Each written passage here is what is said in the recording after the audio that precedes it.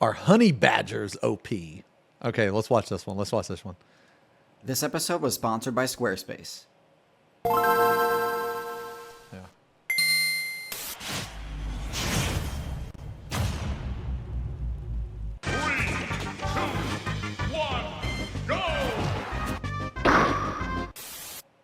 Honey badgers, one of the most memed builds in the game. They have the reputation of being nearly indestructible, and also extremely bold when it comes to challenging other players to fights. But what is it about the honey badger's stats and abilities that make them such an unstoppable force? To understand that, first we need to understand the guild that they're part of, mustelids. Since the start of my channel, mustelids have been my most requested topic, so as a preemptive thank you for reaching 1 million subscribers, here's the video you've all been waiting for. So, mustelids are a unique guild of carnivore players that were kind of forced to get creative with their strategies in order to stay relevant. See, the caniform build, the one a huge chunk of the mammal player base is based on, already had two high-tier builds take hold in the meta, those being the dogs and the bears. These builds were too powerful to compete with directly, and so more janky strategies started to crop up. You had some that took the canoid build and adapted it to a marine playstyle, allowing them to avoid dogs and bears entirely. At least for the most part. And then you have the mustelids, which opted for a unique combination of defensive abilities and mobility perks that somehow allowed them to compete directly with the dogs and the bears, and in some cases, granted them favorable matchups versus builds that canines struggle against. They've also got particularly dense fur that offers defense from attacks and also negates frost. AoE morale reduction at the cost of reduced stealth. Can still attack while grabbed, reduces likelihood of critical hits. Negates frost damage, immunity to ice barrage. Frost damage. However, they aren't without their weaknesses. Their short limb length means that their mobility caps out lower than other caniforms, which means they don't really have the option to flee from a fight. The base mustelid build is the weasel. Their lack of bulk and short legs means that their HP and mobility stats are quite low even for their size, but their slender build does grant them a unique and important advantage. It allows them to follow their prey into their burrows. Rabbits, snakes, and moles are all safe from most larger predators below ground, but weasels are completely unfazed by this defensive tactic. But with that said, they're easily bested by even mid-tier carnivores like foxes and coyotes. They also haven't got much defense against birds of prey. Mustelids are actually the most diverse carnivorean guild in the game, but to be honest, many of them are mid-tier at best. So today we're going to focus on the 3 most viable mustelids in the current meta, starting with everyone's favorite, the honey badger. Don't worry, I'm not here to tell anyone that honey badgers are actually low-tier trash. They're quite effective in the current meta, owing most of their success to 2 abilities. The first is an AoE morale debuff in the form of their odor gland. Now, they don't have the same projectile capabilities that skunks do, but they can still create a noxious zone around them that inhibits aggressors. It's especially effective at pacifying large groups, making it extremely useful for dealing with the swarms of bees that they have to deal with when they're looking for honey. The second ability is their loose skin and thick fur combo that makes dealing any significant damage to a honey badger extremely difficult. Their small eyes and wide necks make landing a critical hit near impossible, meaning that they have no problem challenging builds that normally rely on crits to win, such as big cats. Bro, that honey badger was in the mouth of a fucking tiger or lion, whatever the fuck this is, man, and it's still fighting. It also helps defend against builds that utilize venom, because getting fangs or stingers through thick fur and hide isn't easy. Overall, I'd place the honey badger in low A tier. But when it comes to power, honey badgers are actually not the strongest of all the mustelids. That honor falls to the wolverine, an animal so fearsome that even though they don't have retractable claws or regenerative powers, this X-Men hero is still named after it. But more importantly, the wolverine is perhaps the most effective intimidation build in the game, because while it can deal enough damage to bring down prey on its own, it's primarily a scavenger that uses its extreme durability and power to scare more conventionally powerful predators away from their own loot. Birds, wolves, and panthers all get their kills stolen by wolverines quite frequently. One wolverine allegedly even bested a polar bear in battle. A wolverine was claimed to have killed an adult polar bear. What? They also have wide feet that allow them to negate the mobility reduction caused by deep snow. On top of all of this, they too have access to the same stink bomb AoE move that the honey badgers do. In fact, their odor effect is so powerful. Wolverine is also called the skunk bear or the stink bear. The reason for this is obvious. Wolverines can secrete a nasty smelling yellow liquid from their anal scent glands. powerful that they've been nicknamed the Stink Bear, which is saying a lot considering bears are also one of the smelliest builds in the entire game. All this combined makes the Wolverine a top-tier tundra survivalist class. But as tough as they are, there's one more mustelid on our list that I rank even higher. The last build on this list is the most intelligent mustelid, and also the only one that's fully aquatic, the otter. Because of their special ability, Webbed Feet, otters get a huge mobility bonus in water, turning what would be a relatively average build on land into an apex predator in the water. Dude, he just flipped that turtle. Bro, he flipped the turtle. The turtle's fucked. They're fucked. Most mustelids are solitary, but some otters, such as the giant otter, form tight clans that enable them to tackle challenges they couldn't alone, such as defeating opponents like anacondas and even caimans. But what really makes this build so impressive is that instead of speccing into the same odor effect that other mustelids do, they spent their evolution points on higher intelligence. It's one of a very short list of builds with access to the tool use perk. Otters can deal with extremely high defense levels by cracking their target's armor using stones, which grants them an exclusive food source other carnivores simply don't have the skills or tools to access. And because of all of this, it's otters that are the OP mustelids, not honey badgers. Mustelids are often hunted by humans because of the fur that they drop when defeated. Not only is this fur completely hydrophobic, granting the wearer water and frost resistance, but it's also very sleek and elegant. But you know what else is sleek and elegant? The websites you can make using Squarespace. If you're looking to create a website but don't know where to start, Squarespace has you covered. Whether you need a domain, website, or online store, make it with Squarespace. Squarespace enables you to TierZoo to save 10%. No, this was good. This was good.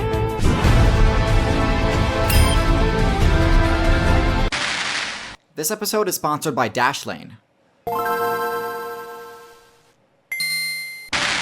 Africa, the game's hardcore server. On top of the potentially lethal heat and disease debuffs, many of the most powerful builds in the game are playable only on the Africa server.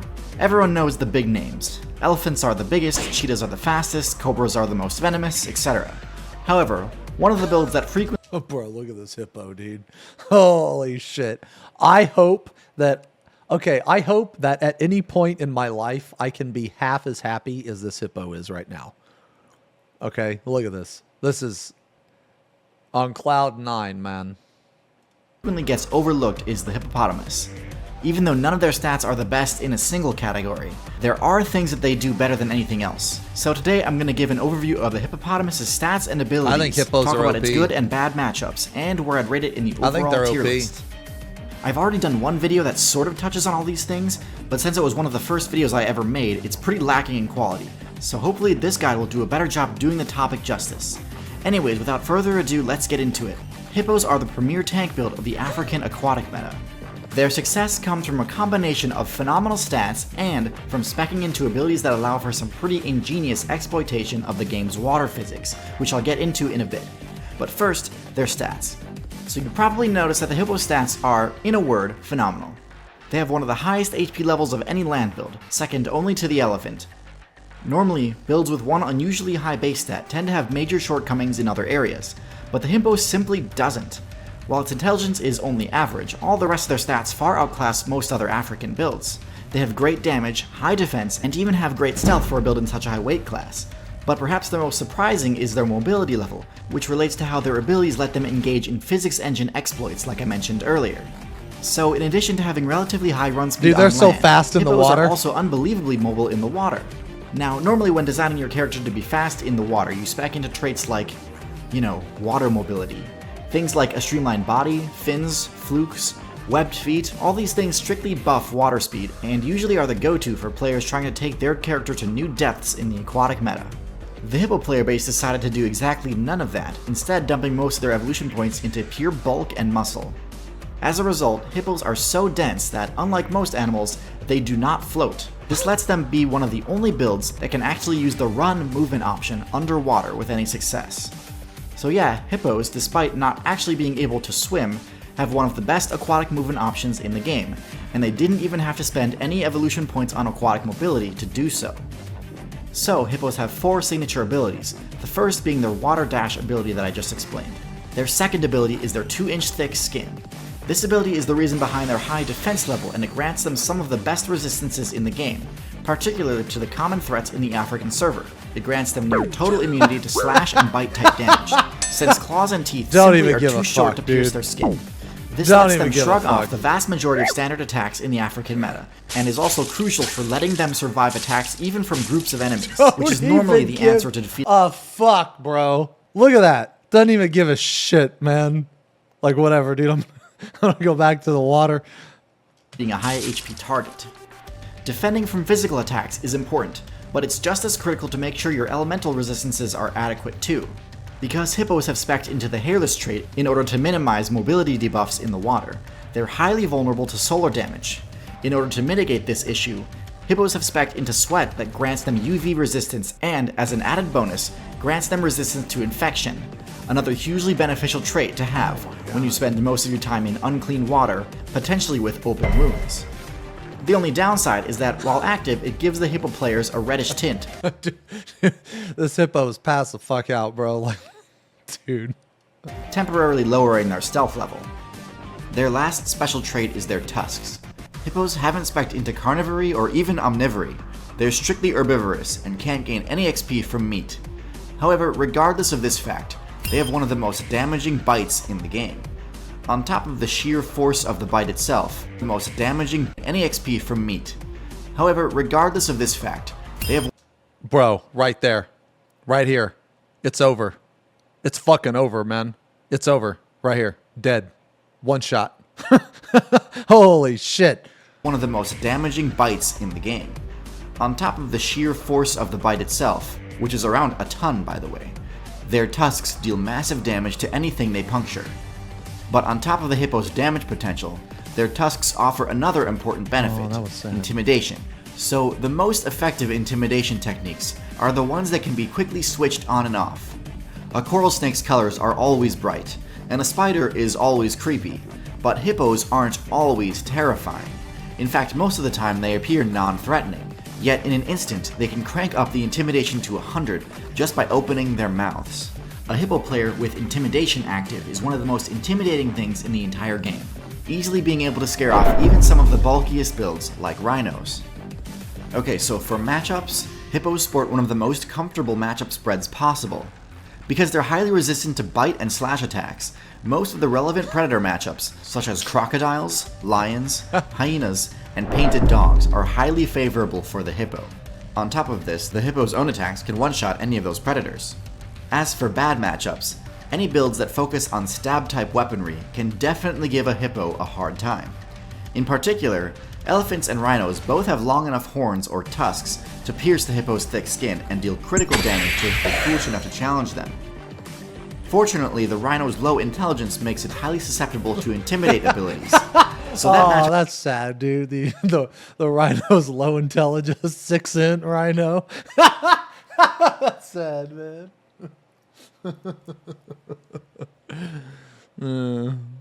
is by no means unwinnable. Elephants, though, they'll walk straight through a group of hippo players, knowing none of them will challenge it. Also, ironically, one of the worst matchups for a hippo is another hippo, since a hippo's tusks do have the potential to pierce their defenses. The last important matchup to discuss for them is how they fare against humans, and in this regard, they've got one of the best records of all. Obviously, they still lose to the highly advanced equipment that humans have recently unlocked, but aside from that, humans don't have any way to combat them. As a result, hippos have the highest KD ratio versus humans in the Ungainly as it is, the hippopotamus is the world's deadliest large land mammal, killing an estimated 500 people per year in Africa. Hippos are aggressive creatures, and they have very sharp teeth. entire game. Even special high-level mounts like boats and trucks can be taken down by a hippo. So where do hippos belong on the tier That's list? insane. Well, considering how they're basically unstoppable tanks that manage to spec into an excellent semi-aquatic playstyle without sacrificing any land-based abilities to do so, it's tough to argue that they're anything but S tier. They easily control any rivers or lakes that they're in, being even more dominant than crocodiles. In fact, while currently the vast majority of the hippo player base is in the African server, a few of them have recently broken into the South American meta. Now, hippos have one of the lower spawn rates. Hippos prefer to breed in the water, but can also do so on land. Amazingly, the gestation period for such large is just 8 months, slightly shorter than a human gestation period, yet the hippo calf is about 10 times larger than a human. In the game. so it'll be a while before we can really assess their viability in servers outside of Africa. But I would bet that eventually Hippos will be one of the most dominant builds in South America too, especially since they have great matchups against the top tiers there too, like the Cayman and the Jaguar. The Piranha player base might give them a hard time though, so we'll have to wait and see. Their thick hide offers a lot of protection, but with hundreds of bites chipping it away, even the Hippo might struggle.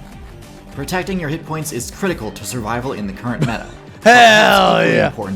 Protecting your hit points is critical to survival in the current meta, but perhaps equally important is protecting your passwords, and that's where today's sponsor Dashlane comes in. Dashlane is what I personally use to protect my passwords and keep myself safe online, because it literally does everything. It's not just a password manager, it's not just a VPN, it's not just a dark web monitoring service, it's all three. Oh everything wait, I you like possibly this. need to keep your internet defense. That was a good video. That was a good video. That was good. Dude, I love this channel, man. I love this channel.